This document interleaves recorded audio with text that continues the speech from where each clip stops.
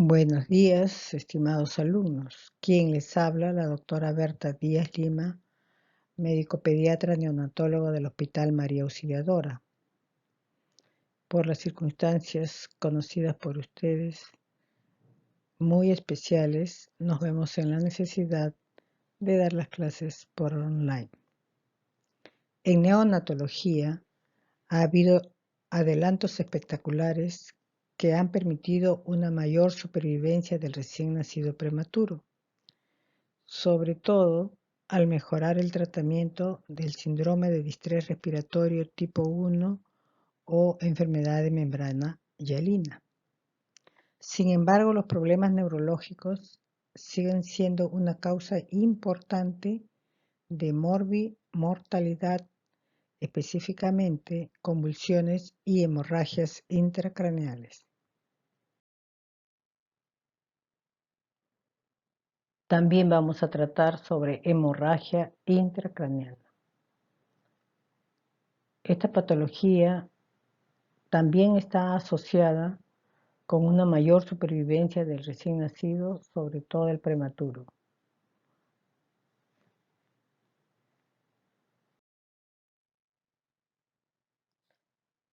La incidencia de la hemorragia intracraneal variará dependiendo del nivel de atención. En los hospitales de tercer nivel o institutos donde se atiende la mayoría de prematuros de alto riesgo, se ve que la incidencia es alta, pudiendo ser de 20 a 40%. Y en menor proporción tenemos a término de 0,5 a 2%. Con la mejora de la atención del prematuro, incluso esta incidencia del 20-40% en algunos hospitales ha variado al 10 al 15%. ¿En qué tiempo aparece la hemorragia intracraneal?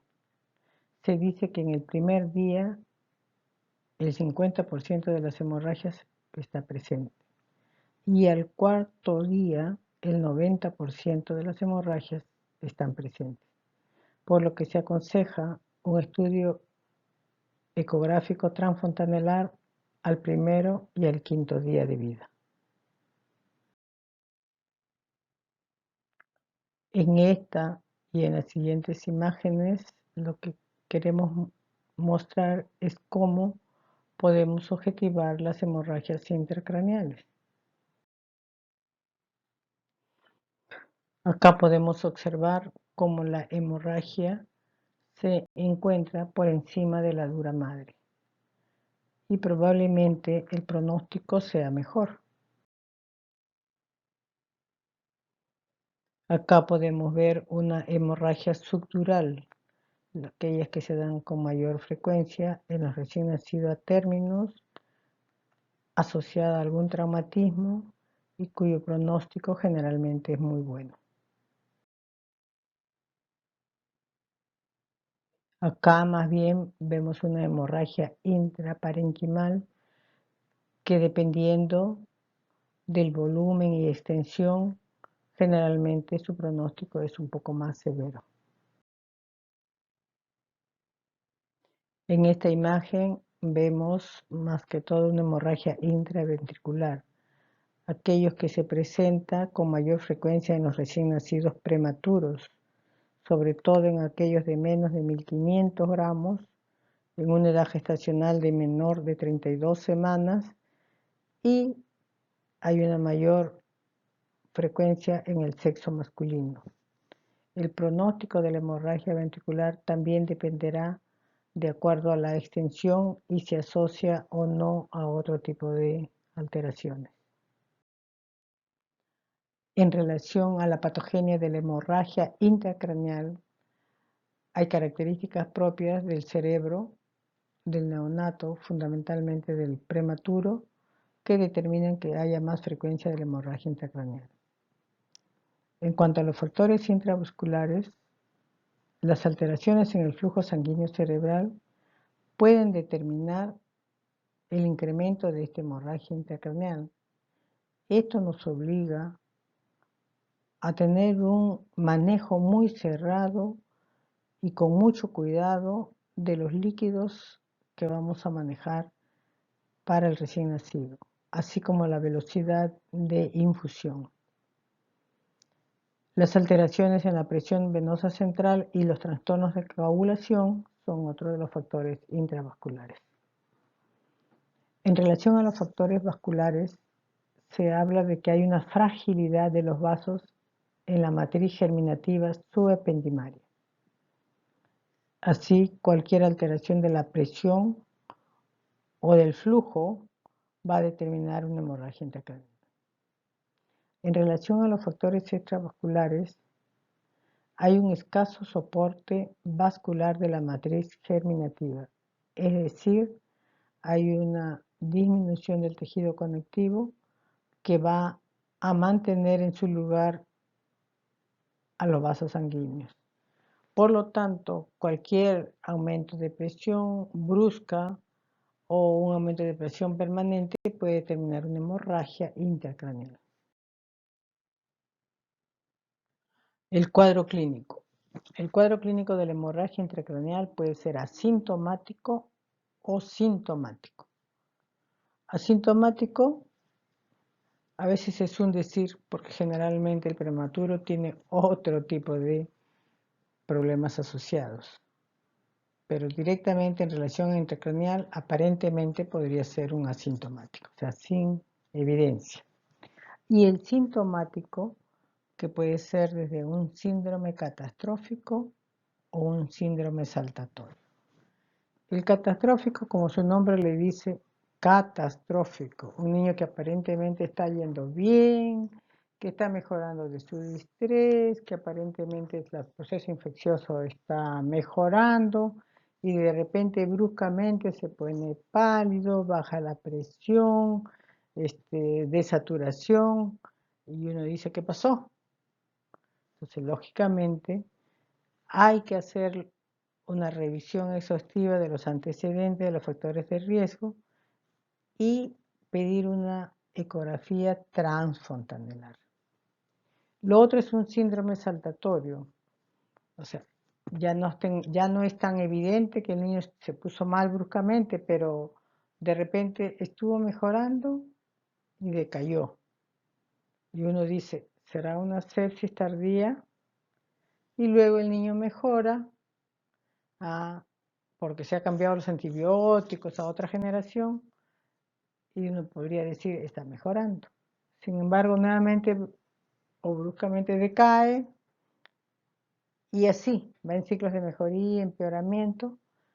Entonces, siempre hay que pensar en estos niños, en estos prematuros, que podría haber un cuadro clínico de hemorragia intracraneal de tipo saltatorio.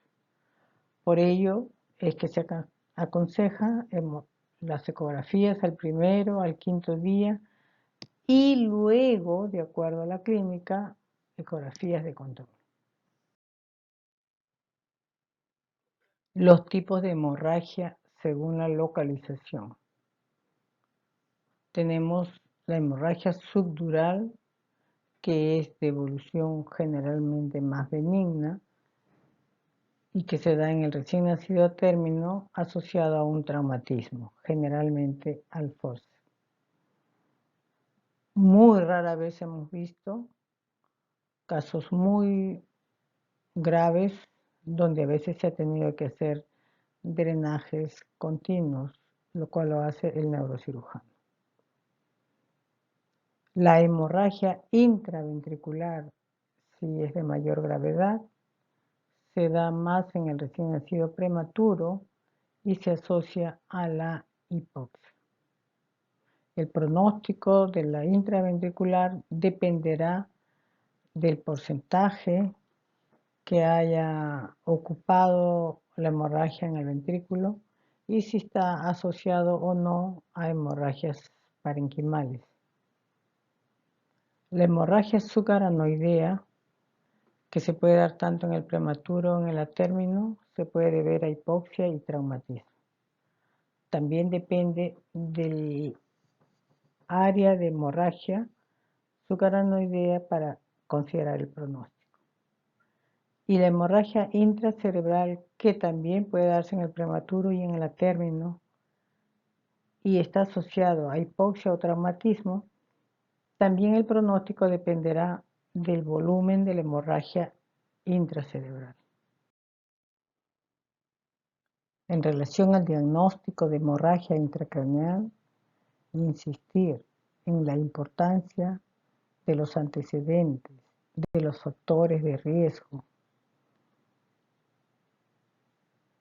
El cuadro clínico hemos visto que puede ser asintomático. Aún así hay que buscarlo en una ecografía cerebral transfontanelar, que es el examen de elección, puesto que se puede hacer a la cabeza del recién nacido delicado, grave, ¿no? O sea, con un portátil. Lógicamente se requiere una persona con experiencia y debe de hacerse al primer o quinto día.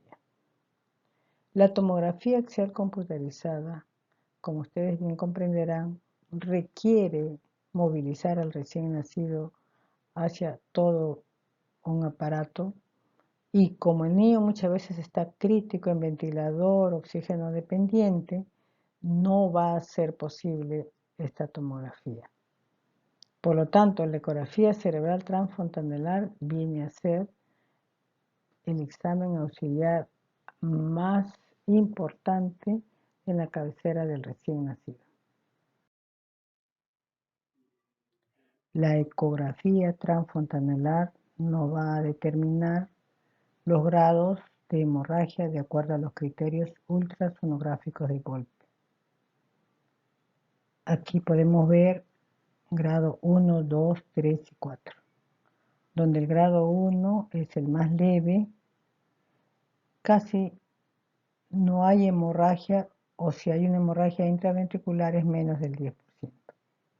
Y el grado 2 es una hemorragia intraventricular del 10 al 50% del área ventricular en corte parasagital. Estos grados 1 y 2 se asocian con una mortalidad del 10.7%, en comparación con los grados 3 y 4, donde la hemorragia es mayor.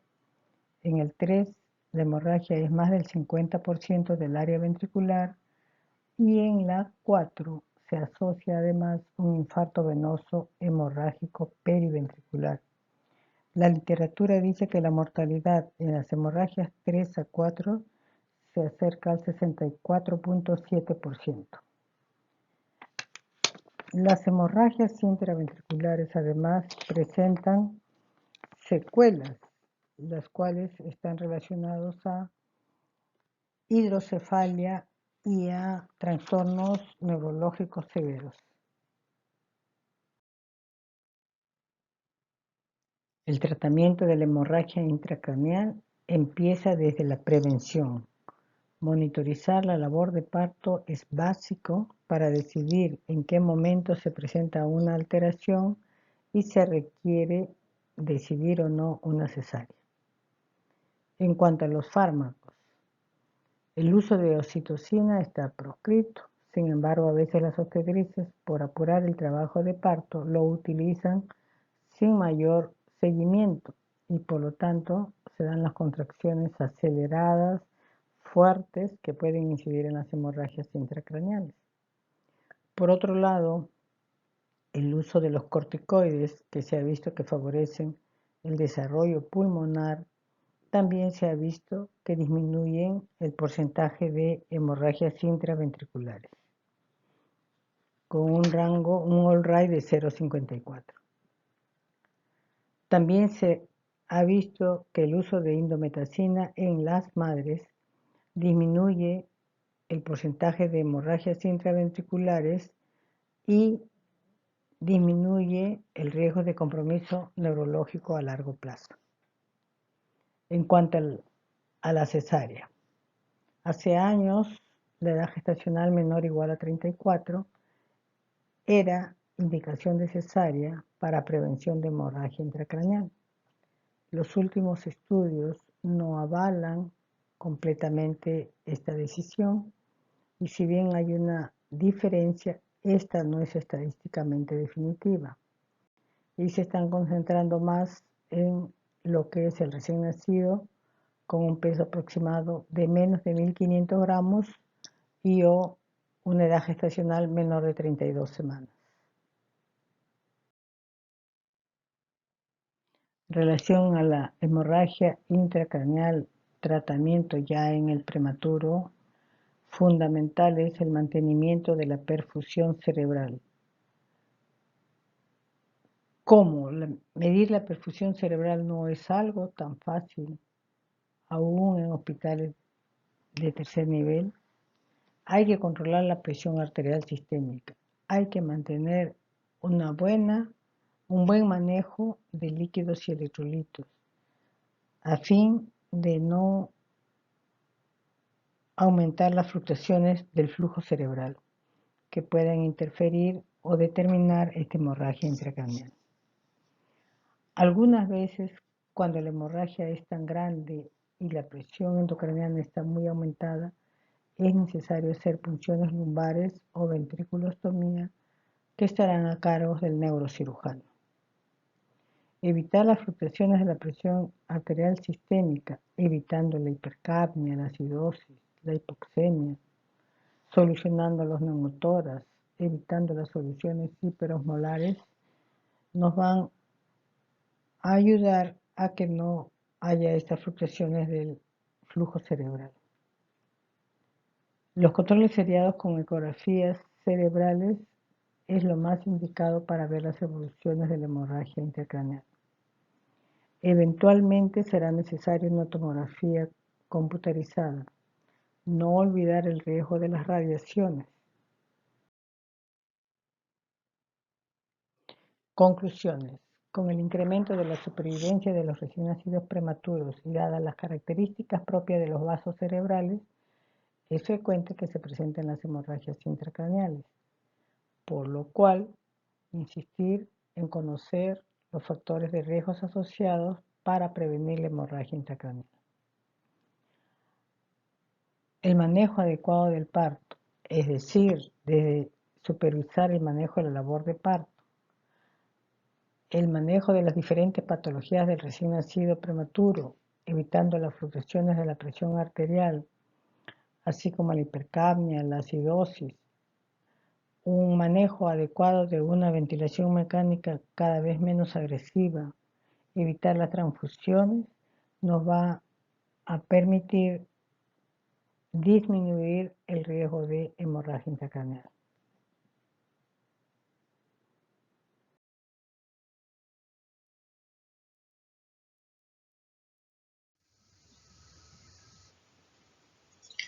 Muchas gracias por la atención. Si hay alguna pregunta o duda, tendremos oportunidad en el foro de comunicación. Gracias.